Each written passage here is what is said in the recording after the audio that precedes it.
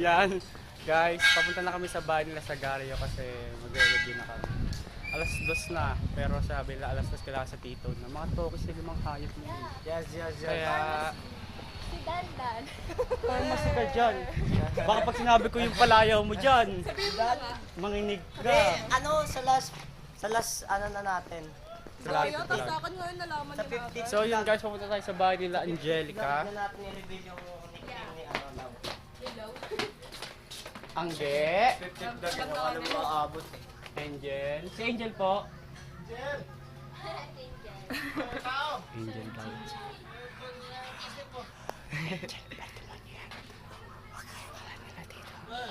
Laro, nagkakabigote ka na nga.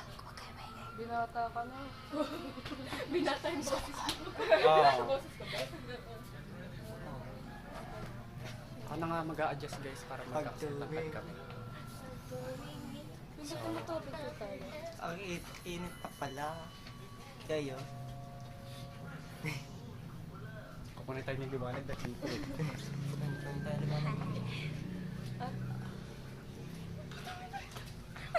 Sayang mo So yan guys, mamaya na ulit kasi po sa gabi.